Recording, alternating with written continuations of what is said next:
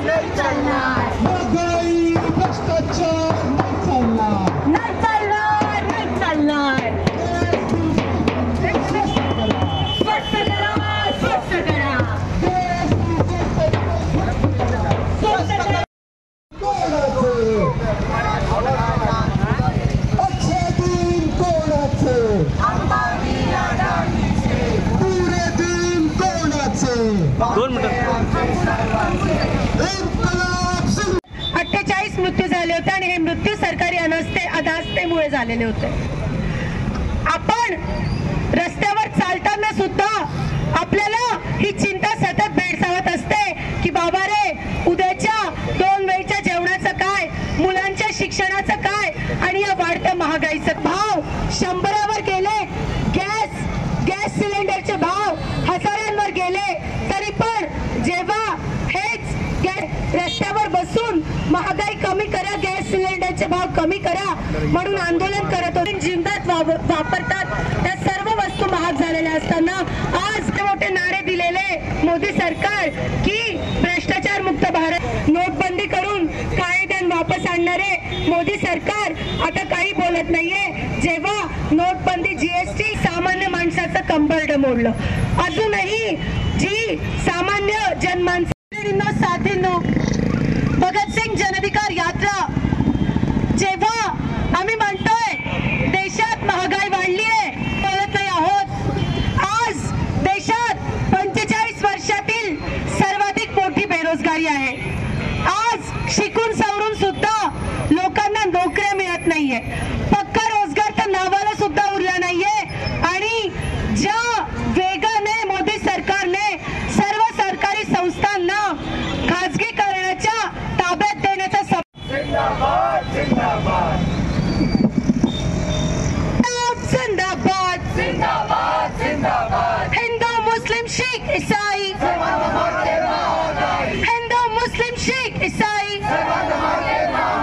भगत सिंह जनअधिकार यात्रेत सामील व्हा, भगत सिंग जनअधिकार यात्रेत सामील व्हा. अच्छे दिन कोणाचे, अंबानी अदानीचे, पुरे दिन कोण. आणि महाराष्ट्रामध्ये परभणी, औरंगाबाद, अहमदनगर, पुणे, मुंबई, नाशिक अशा विविध शहरांमधून ही यात्रा पुढे दिल्लीपर्यंत जाणार आहे.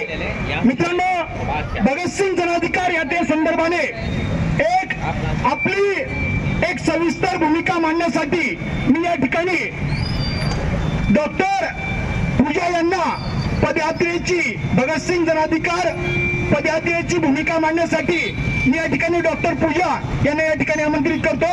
त्यांनी भगतसिंग जनअधिकार यात्रेची भूमिका मांडावी.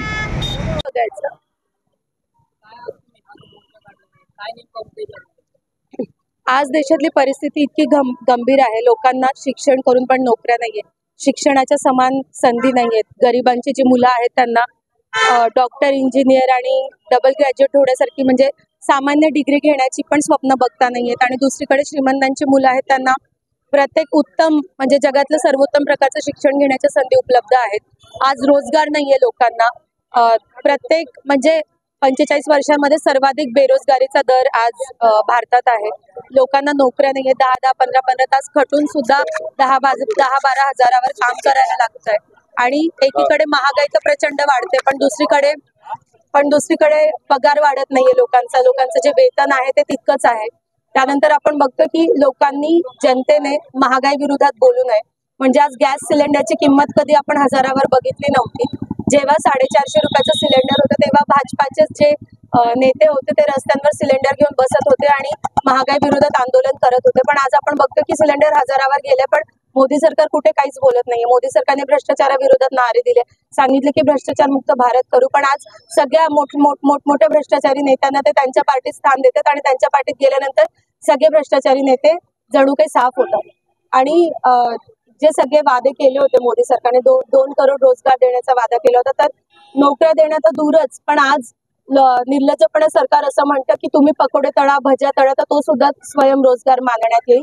आज लोक नाईलाजाने म्हणजे डिग्री होल्डर्स लोक सुद्धा नाईलाजाने भजा, वडापाव वगैरे वगैरे भुर्जीपावच्या गाड्या टाकून बसतात. अशा परिस्थितीत आम्हाला असं वाटतं की आज शिक्षण, रोजगार, शिक्षण रोजगार हे आपले मूलभूत अधिकार आहेत. महागाई, भ्रष्टाचार आणि जनतेच्या लुटी विरोधात, बेरोजगारी विरोधात आम्ही भगतसिंग जनअधिकार यात्रा काढतोय.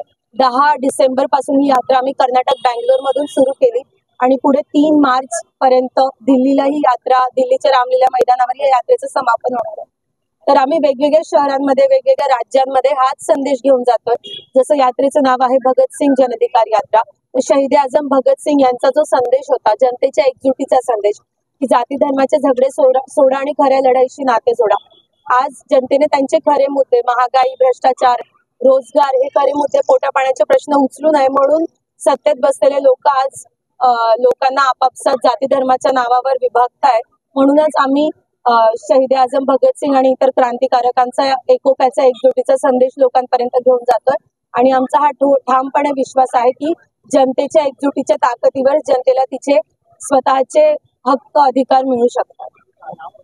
माझं नाव पूजा, मी स्त्री मुक्ती लीग आणि भारताचा क्रांतिकारी कामगार पक्षासोबत काम करते.